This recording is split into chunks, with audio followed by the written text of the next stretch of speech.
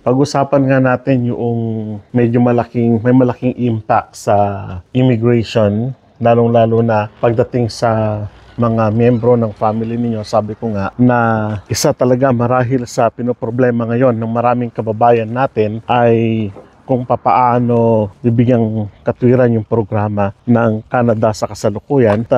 Isa-isahin natin kung ano-ano yung mga pagbabago sa tinatawag nating open work permit. Well, marami tayong gustong pag-usapan pero let's focus on open work permit pagkatapos kong magtapon ng basura. Ang basura namin, no? Iba-iba, no? Meron kaming green para sa bubulok, meron para sa mga recyclables, at meron para sa mga waste talaga. So, sabi ko nga, pag-usapan natin yung tinatahak ngayon ng immigration process and system, and of course, yung napakarami talagang pagbabago sa kasalukuyan. I will just check yung yung backyard kung bang lusaw na ba yung yelo o hindi pa, medyo makapal pa, hindi pa pwedeng ginagawa ko kasi dito, nirurostilyo ko eh. So anyways, balik tayo dun sa pag-uusap natin na marami sa mga kababayan natin sa kasalukuyan ang namumroblema doon nga sa ipinilalabas na urit-urit, patsi-patsi ng mga sistema, ng mga, let's say, mga rulings, mga procedures sa iba't iba, no? So yun ang ating pag-uusapan, at tignan natin kung ano yung maaari o pwede ninyong magawa sa mga ganitong mga insidente o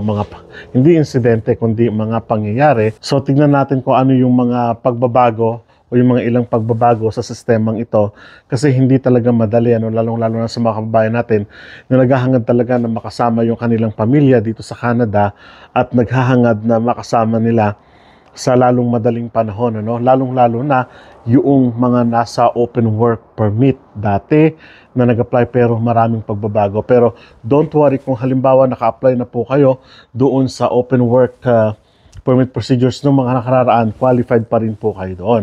Pero sa mga susunod na panahon, tignan natin mabuti kung ano yung petsa doon. I can say na hindi nyo magugustuhan yung ilan sa mga pagbabagong ito, pero wala tayong magagawa. This is the rulings na kailangan gawin o measures na kailangan gawin talaga ng gobyerno ng Canada para nang sa ganon ay syempre yung plano din talaga ng federal government na maisaayos muna yung mga nandito sa Canada, katulad ng mga temporary foreign workers na nandito, yung mga visitors visa na nakakuha ng kanilang mga LMIN, mga full-time na trabaho, ay maisaayos muna o mabigyan muna sila na ang tinatawag nating permanent residency. Isaayos muna. Kumbaga, katulad nga ng nakaraang vlog natin, na bigyan muna sila ng papel, i-settle muna lahat yung mga nakararaan, yung mga temporary foreign workers nga na tinutukoy natin, So, may mga ilang provision o ilang pagbabago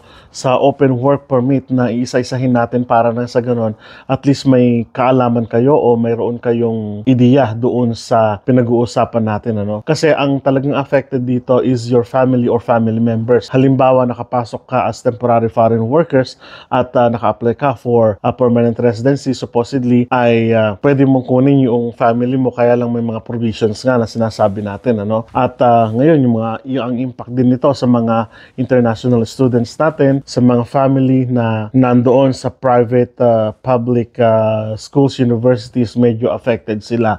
Kasi yung mabilisang pagbabago doon sa mga ito ay kumbaga nagkaroon ng abrupt na pagbabago, So chinek ko lang ito, yung mga sarkan natin na yon, kung okay pa ba yon, kung pwede ko na bang itinda. So pag-uusapan natin yung mga ilang mga pagbabago na yon, at isa-isahin natin yung kailangang patayin to para mamaya maaraw na, kasi sayang yung kuryente.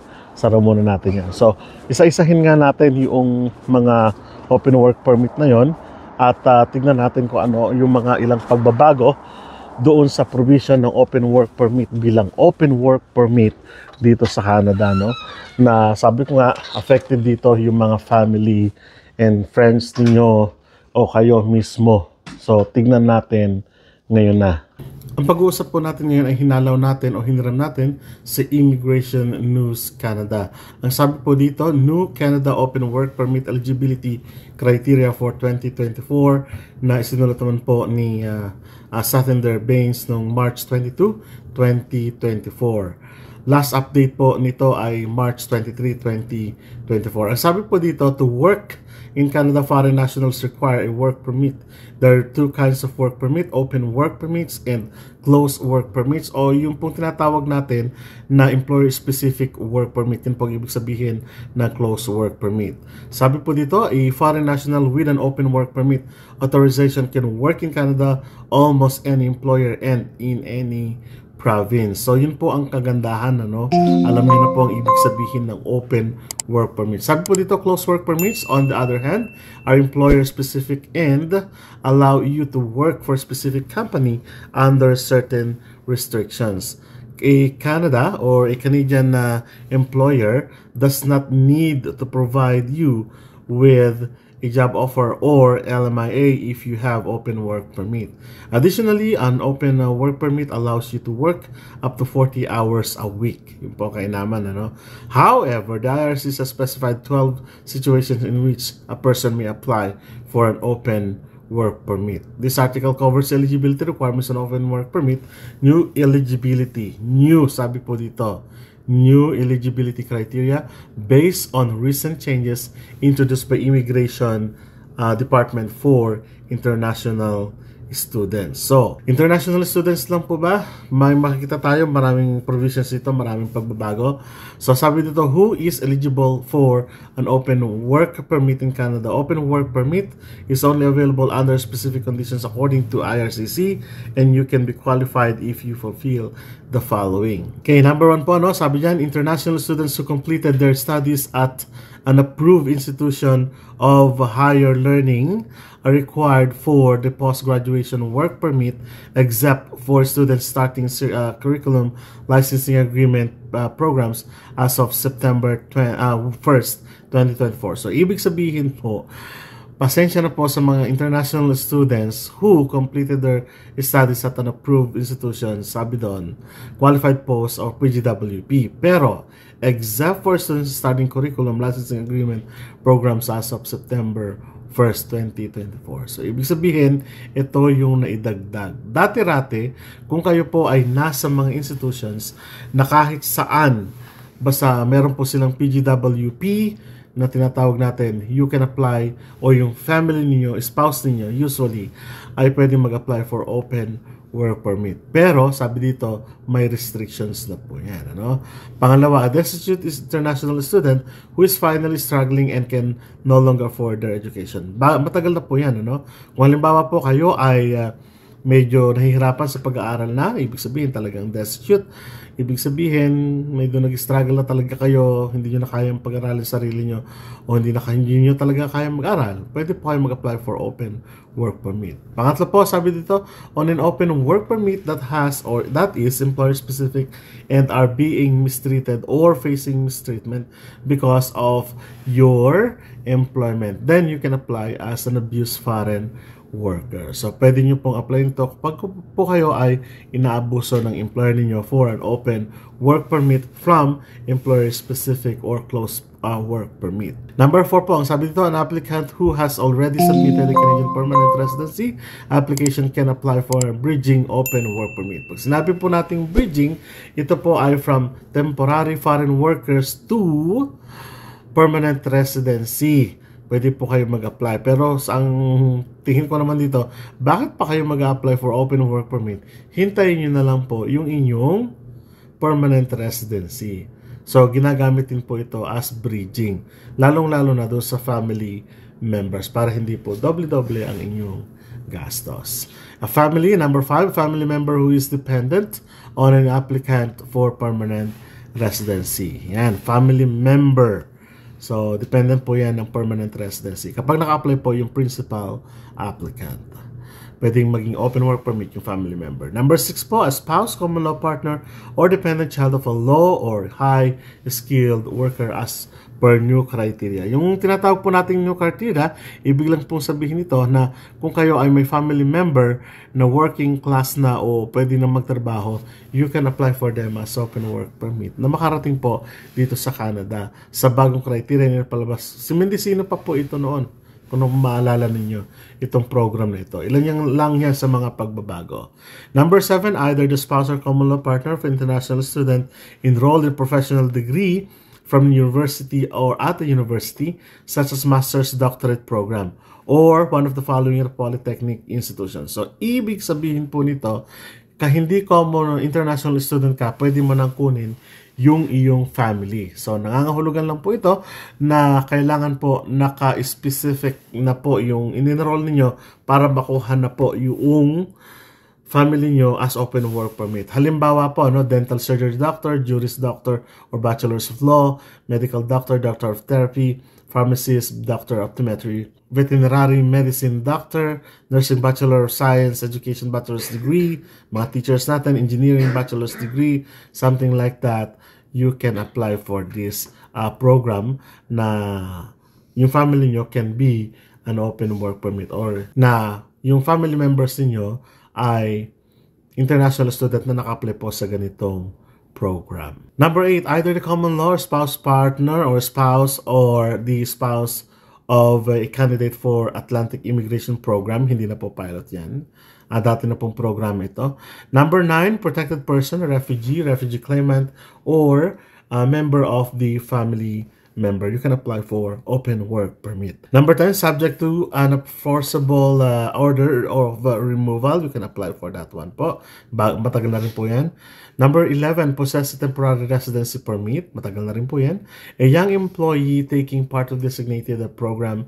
And ang sabi po dito, it is important to note that open work permit holders are not allowed to work for one of the employers who are ineligible due to failure to comply with the conditions, as well as the employers that provide success or services such as sensual messages, escort services, striptease, or erotic dance. So, yung tinutukoy po natin na may malaking impact usually are the international students po na naka-apply o naka-enroll po sa mga public-private na mga nagbibigay ng PGWP. Pero kung public po kayo at proven ng public universities or ng polytechnic that they are allowed to give PGWP, you can do it. So ano po, batay na rin sa program. Pero hindi naman, sabi ko nga, hindi naman como international student ka ay pwede na mag-open work permit. Meron pa rin mga measures po dito, katulad po ng number 7. So, tignan nyo rin po mabuti yan. Sabi ko nga, it is a big impact sa buhay po ng mga international students natin sa kasalukuyan. But, ano po nga po magagawa natin? Yun yung kanilang procedure. Ang magagawa natin dito ay abangan natin yung mga papanibagong measures na ipapalabas ng Government of Canada, the federal government, para makita natin yung mga ilang pagbabago sa mga susunod na panahon. Hopefully, ay mag-okay uli pagkatapos nilang maisettle muna yung malaking population na nandito sa Canada as temporary foreign workers o yung tinatawag nating temporary resident visas. At sana maging mas mabilis ito para bumalik tayo sa track na dati natin pang nilalakaran. Ano? Yun nga, no? So hopefully ay naging malinaw sa inyo yung mga ilang provision na yon ng open work permit ngayong 2024. At medyo talagang hindi magandang balita ito ngayon dito sa immigration sa IRCC. Dahil ang sabi nga natin, nung una nagkaroon lamang ng capping, ngayon yung mga international students ay medyo babawasan din. Ang pinapapasok ngayon, yung tinatawag nating mga skilled workers na carpenters at yung mga high skilled natin sa health care program. Nagkakataon naman na nagkakatotoo yung mga sinasabi natin ng mga nakararaan na unti-unti na magkakaroon ng ilang pagbabago sa provision ng mga ito. At mahalaga, sabi ko nga, na tignan nyo mabuti ito, lalong-lalo na kayong mga naghahanap at nagtatanong ng trabaho papunta dito sa Canada, baguhan na naghahanap ng trabaho dito sa Canada o kaya naman kararating dito sa Canada, may papers na kayo or something, you have to eye on it. Kailangan nyo pa rin sundan yung magiging mga procedures ng gobyerno ng Canada sa ngayon dahil hindi natin alam kung ano mga susunod na mga mangyayari. Although, sabi natin again, doon sa 2-year levels plan o sa 5 years, 3 years na levels plan ng Government of Canada, tatanggap pa rin naman sila ng up to 500,000 na tao. Yun naman ang good news doon. So, may mga pag-asa pa rin tayo nakikita, no? Sabi nga natin, decrease lang ito. Nung maharapang vlog natin, decrease by 5%. But it doesn't mean na maging kampante na tayo sapagkat ang makikita natin dito, sabi nga natin, yung mga skilled na specifically ang tinatarget na ngayon. Kasi sabi natin, the private sectors here in Canada are now intervening into procedures or in the system of hiring foreign workers, temporary foreign workers. Kaya nga lang, sabi natin ngayon, dahil sa sumobra, halos 138% sa marakarang vlog natin na itinaas yung population ng Canada at yung iba nga ay nandito pa, yun ang kanilang pinagtutuunan ng pansin. So, maraming salamat po and hopefully ay magkaroon ng kumbaga adjustment, mas mahabang adjustment sana dun sa mga program na ganito at hindi abrupt na maapektuhan kayo ng mga nag-a-apply, lalong-lalo na yung family ninyo for open work permit. So, kita-kita po tayo sa mga susunod na vlog. Hanggang sa muli po. Paalam.